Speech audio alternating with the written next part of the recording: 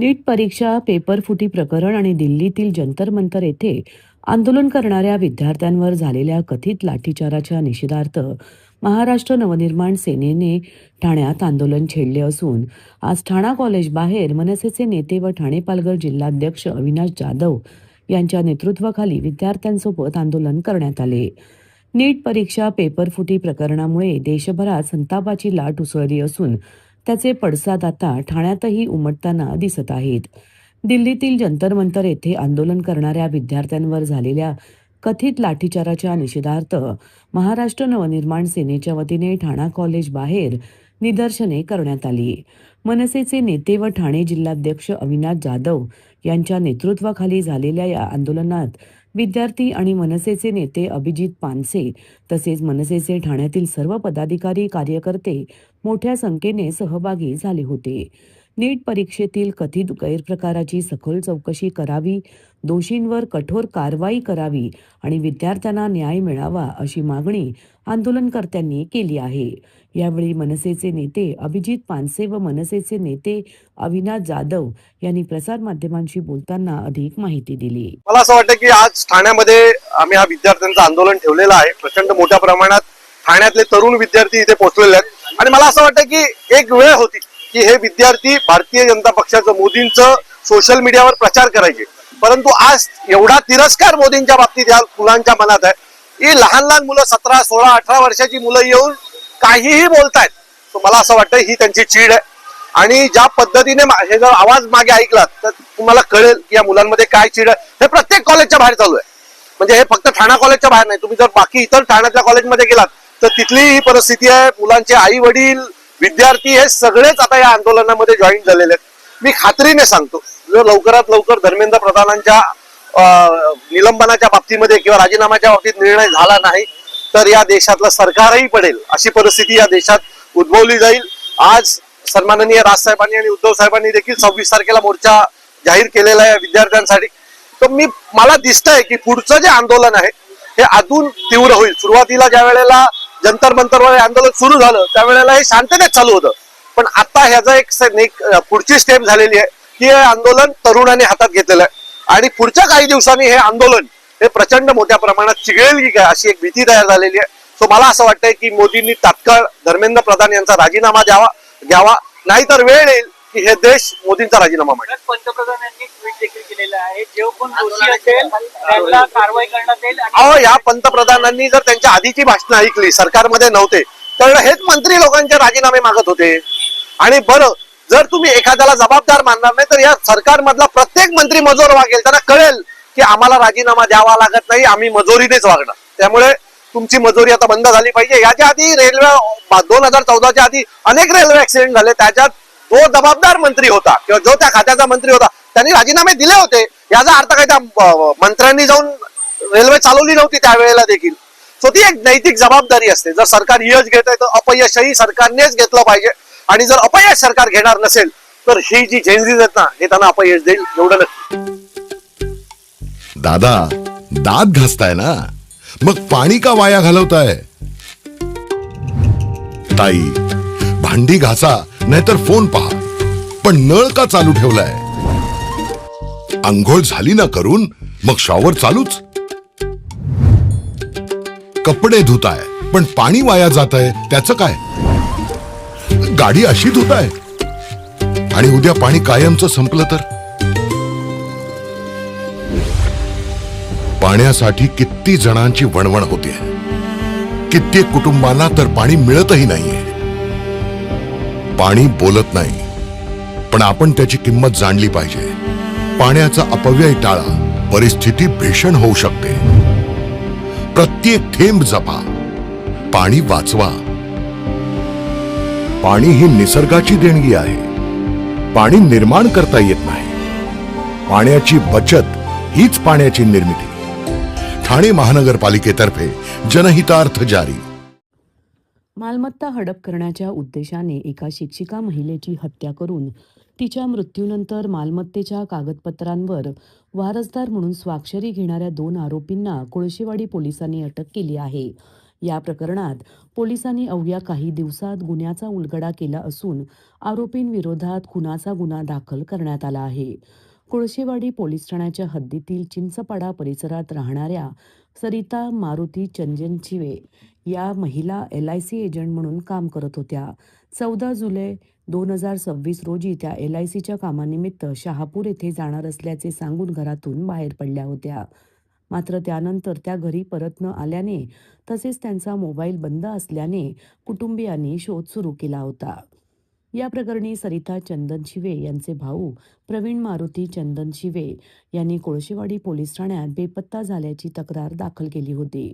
पोलिसांनी तपास सुरू केला असता 16 जुलै रोजी त्यांचा मृतदेह नाशिक रस्त्यावरील मेडिकल कॉलेज समोरील सिन्नर फाटा मार्गालगत आढळून आला.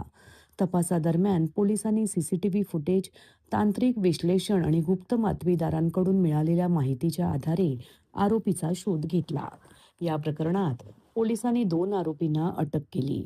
अटक करण्यात आलेल्या आरोपींमध्ये दिवाकर भागुजी आहाड व तुषार मुरलीधर रत्नपारखी यांचा समावेश आहे. पोलीस तपासात आरोपी दिवाकर आहाड याने सरिता चंदनशिवे यांच्याशी ओळख वाढवून त्यांचा विश्वास संपादन केला होता. त्यानंतर मालमत्ता हडप करण्याच्या उद्देशाने कट रचून त्यांना ठार मारण्यात आले. हत्या केल्यानंतर त्यांच्या नावावरील मालमत्तेच्या कागदपत्रांवर वारसदार म्हणून स्वाक्षरी घेण्याचा प्रयत्न करण्यात आल्याचे तपासात समोर आले आहे. या प्रकरणी कोळशेवाडी पोलीस ठाण्यात खुनाचा गुन्हा दाखल करण्यात आला असून आरोपींना पुढील तपासासाठी पोलीस कोठडीत घेण्यात आली आहे. ही कारवाई पोलीस आयुक्त आशुतोष डुमरे, सहपोलीस आयुक्त पंजाबराव उगले, पोलीस उपायुक्त गुन्हे अमरसिंग जाधव तसेच वरिष्ठ पोलीस अधिकाऱ्यांच्या मार्गदर्शनाखाली गुन्हे शाखा व कोळशेवाडी पोलिसांनी केली आहे. या गुन्ह्याच्या उकलमध्ये वरिष्ठ पोलीस निरीक्षक अजित शिंदे आणि त्यांच्या पथकातील अधिकारी व कर्मचाऱ्यांनी महत्त्वाची भूमिका बजावली. पोलीस ठाणे कोळसेवाडी येथे संगीता चंदनशिवे ही जी मिसिंग दाखल होती, त्यानंतर त्या मिसिंगचा तपास गुन्हे शाखा घटक 3चे पोलीस निरीक्षक अजित शिंदे आणि त्यांची टीम ACP शेखर बागडे यांच्या परीक्षणामध्ये करत होती. त्या मिसिंगच्या तपासामध्ये अशी माहिती मिळाली की मिसिंग महिला संगीता वानखेडे हिचा खून करण्यात आलेला आहे. तिची बॉडी नाशिक ग्रामीणच्या हद्दीमध्ये वाडेवरे पोलीस स्टेशनच्या हद्दीत मिळून आली दिनांक 15/7 रोजी. त्या अनुषंगाने आपला समांतर तपास सुरू होता. त्या तपासामध्ये असे निष्पन्न झालं की सदर महिलेचा खून हा दिगंबर आव्हाड आणि तुषार रत्नपारखी, संतोष जाधव आणि विनोद चंद्र उर्फ संतोष पांडे या 4 इसमांनी केलेला आहे. त्या अनुषंगाने दिगंबर आव्हाड आणि रत्नपारखी या ताब्यात घेतलं, त्यांच्याकडे चौकशी केली आणि पुराव्यांची जुळवाजुळव केली. त्यामध्ये असं निष्पन्न झालं की यांनी सदर महिलेचा खून करून तिची बॉडी वाडेवरी पोलीस स्टेशनच्या हद्दीमध्ये मेडिकल कॉलेज समोर सिन्नर गोटी मार्गालगत फेकून दिल्याचं निष्पन्न झालं. आव्हाड आणि रत्नपारखी हे त्या सदर महिलेच्या परिसरामध्ये राहणारे आणि बरेच वर्षापासून त्यांची ओळख होती. प्राथमिक चौकशीमध्ये असं निष्पन्न झाले आहे की सदर महिलेचा खून हा तिची मालमत्ता किंवा तिची जी काही तिच्याकडे पैसे आणि इतर जी काही जंगम मालमत्ता होती ती हडप करण्याचा उद्देश असू शकतो, अशी प्राथमिक चौकशीमध्ये माहिती निष्पन्न झाली आहे.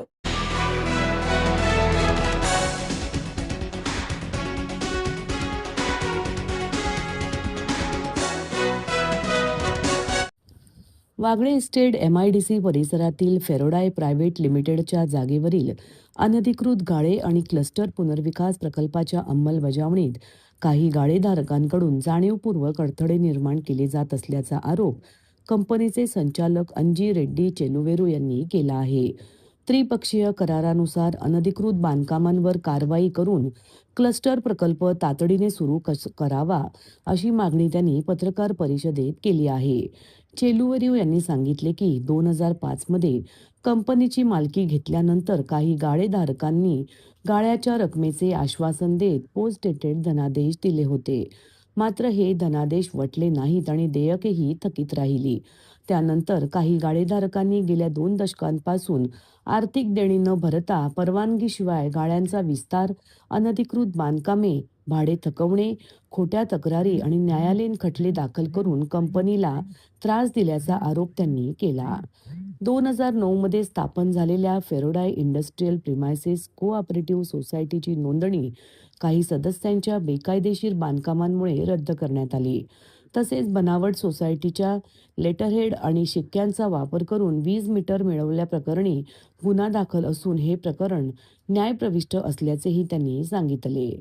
क्लस्टर पुनर्विकास योजनेअंतर्गत कंपनीच्या 10,109 चौरस मीटर क्षेत्रापैकी 5,054 चौरस मीटर क्षेत्र संपादित करण्यात आले असून 6 एप्रिल 2023 रोजी ही जमीन महापालिकेकडे हस्तांतरित करण्यात आली.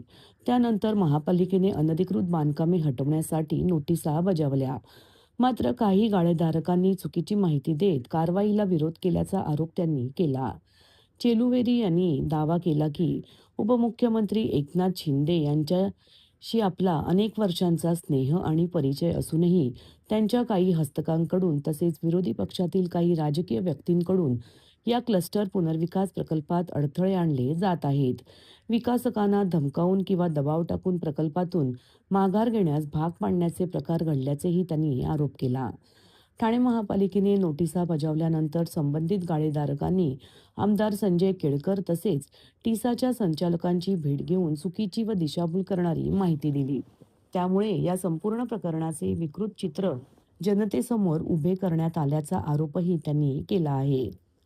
दरम्यान त्रिपक्षीय करारानुसार महापालिकेने अनधिकृत बांधकामांवर तातडीने कारवाई करून क्लस्टर पुनर्विकास प्रकल्पाची अंमलबजावणी विलंब न लावता सुरू करावी अशी मागणी चेलुवेरू यांनी पत्रकार परिषदेत केली आहे.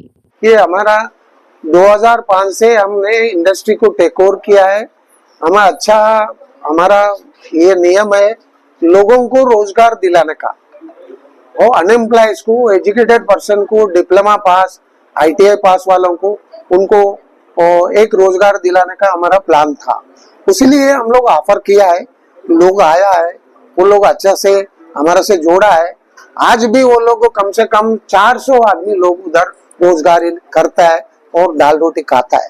हम वो लोगों से हमको कोई ऑब्जेक्शन नहीं है, मगर हमारा एक ही है, जो कंसिडरेशन वैल्यू है हाई कोर्ट में जो अमाउंट डिपॉजिट किया वो अमाउंट बैंक इंटरेस्ट से हमको दे दीजिए. आज भी हम लोग उनको कोऑपरेट करने के लिए हम लोग तैयार है. आज भी जो भी है वो TMC का हाथ में, वो TMC वो लोग क्या करने का है, हमारे से जो कोऑपरेट करना है मैं कर दूं. सर, आपने बार बार कहा कि उस एरिया में जो है पॉलिटिकल प्रेशर की वजह से वो गाले वाले मान नहीं रहे, आपका भाड़ा भी बंद कर रहा है. क्या उसके पीछे की क्या वजह है? सर 20 साल से हमको रेंट देता बोल के हाई कोर्ट के सामने एग्री हुआ. हमारा काउंसिल उनका काउंसिल दोनों कॉम्प्रोमाइज हुआ.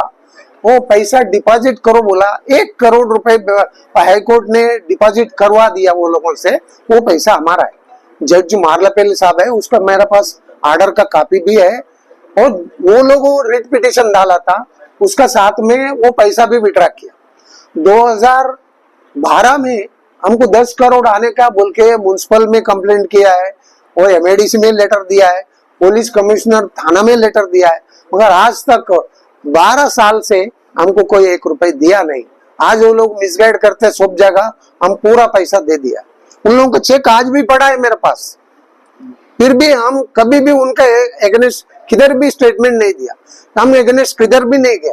आज हमारा यही है, आज भी वो पैसा हमको दे दो. इतना दिन वो पड़ा, वो पैसा दे दो.